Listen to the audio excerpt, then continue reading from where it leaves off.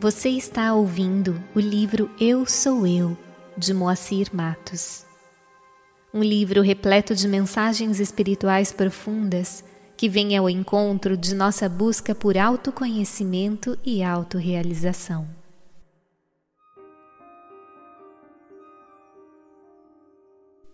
Tempo perdido, vida perdida. Reflexões a respeito do tempo e de sua utilização no cotidiano de nossas vidas. Sem levarmos em consideração atuais conceitos transcendentais e sem entrarmos no mérito de visões relativísticas a respeito da dimensão tempo, motivos de pesquisas e teorias da física e cosmologia modernas, propomos-nos apenas a uma reflexão sobre o aspecto prático de sua utilização no dia a dia de nossas vidas e em função das prioridades por nós adotadas em nossa presente caminhada. Temos percorrido praticamente toda a nossa vida sem darmos a devida importância ao modo pelo qual utilizamos essa dimensão denominada tempo em todos os momentos de nossa existência. O que temos realmente realizado, na prática, em todos os dias, horas, minutos, segundos de nossa vida?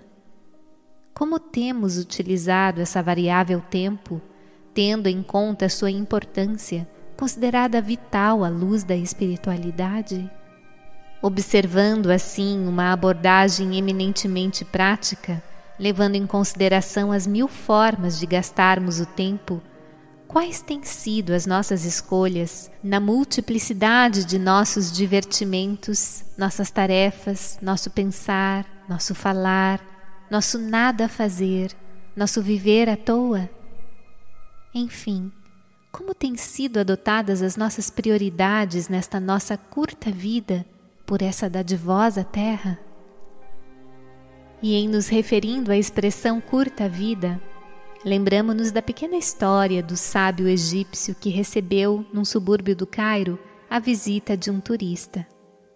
Ao penetrar na pequena casa do sábio, lar que se resumia em praticamente uma diminuta sala, composta de uma pequena mesa contendo alguns livros e um banco, o turista ficou surpreso pela ausência de outros móveis, perguntando ao sábio: "Mas onde estão seus móveis?"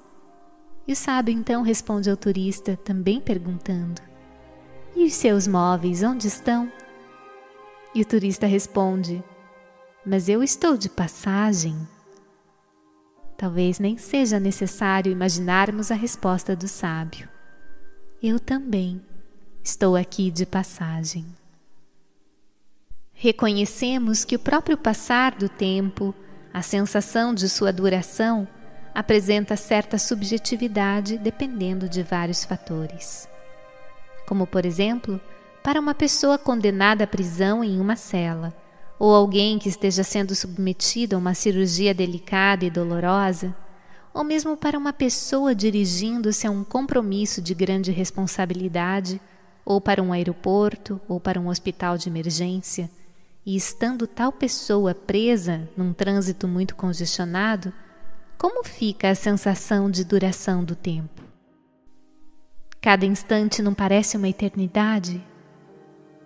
Por outro lado, para uma pessoa que está passando alguns dias em um local prazeroso, ou vivendo um momento de grande alegria, ou passando por um período de férias, ou alguém que está se despedindo de um ser amado em viagem para o exterior, como fica também tal sensação de duração de tempo?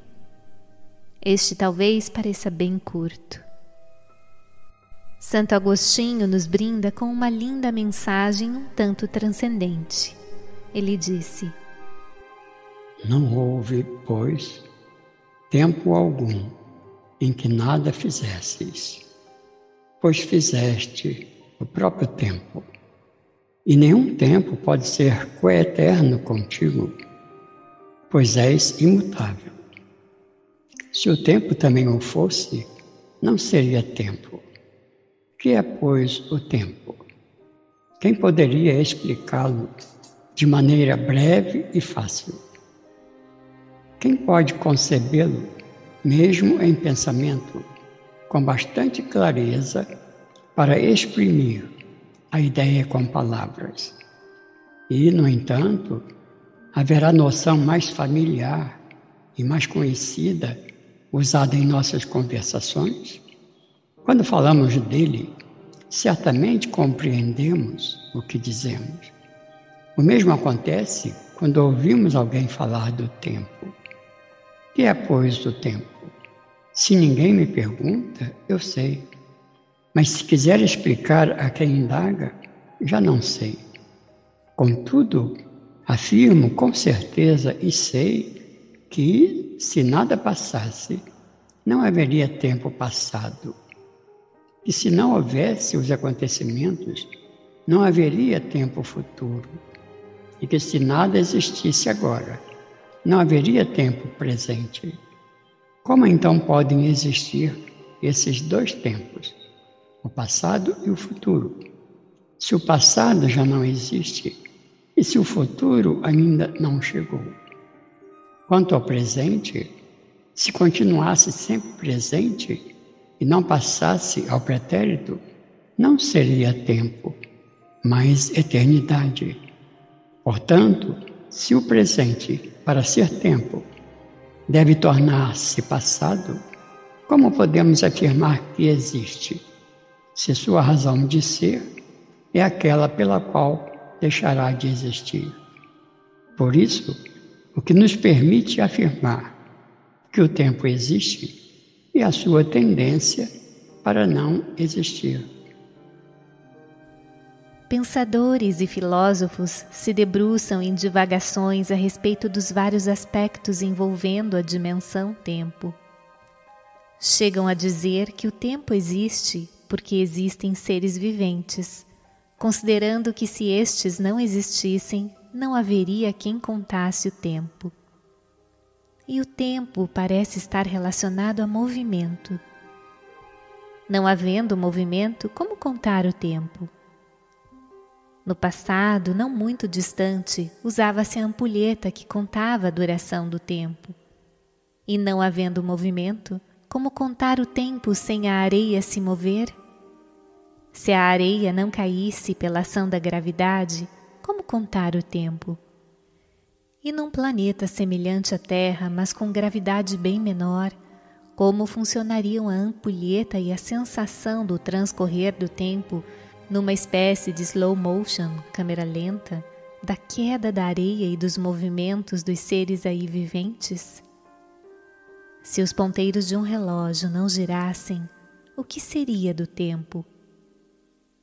Nos relógios digitais, se os números não se movem, como contar o tempo? E como funcionaria o relógio do Sol sem o movimento relativo do Sol ao longo do dia? E se a Terra não girasse sobre o seu eixo, como contar a duração dos dias e noites? Se a mesma Terra não girasse em torno do Sol, como ficariam as estações, primavera, verão? E se o Sol e a Lua não se movimentassem, e também todas as estrelas e galáxias? Sem movimento, como ficaria o tempo? Como ficaria, por exemplo, o tempo sem o amanhecer, sem o entardecer e sem o anoitecer? Entendemos que o tempo esteja também relacionado à ocorrência dos eventos. Sem a sucessão de eventos, o que resta da ideia de tempo? E divaga-se hoje em dia sobre a relação tempo versus comunicação, dizendo-se que à proporção que o mundo avança em termos de urgências e novas tecnologias, o tempo vai se reduzindo. Num passado não muito distante, as comunicações aconteciam via cartas ou mesmo telegramas nos casos mais urgentes. Hoje em dia, sabe-se aqui no Brasil o que acontece quase que simultaneamente no outro lado do globo. As concorrências envolvendo serviços de uma forma geral se baseiam em valores monetários e prazos os mais curtos possíveis. Assim, O tempo, bem como a sensação de sua duração, vão adquirindo outros enfoques de acordo com o que a humanidade considera essencial. Conjecturar, pois, sobre o tempo se torna um desafio, que demora tempo ou tempo nenhum. Disse que o passado e o futuro não existem, não são realidades no momento presente. Nesse caso, como afirmamos que existe também o presente? Mal acabamos de citar ou mesmo de pensar numa pequena palavra de apenas uma sílaba, o presente já se tornou passado. Como afirmar então que o presente existe, que é uma realidade?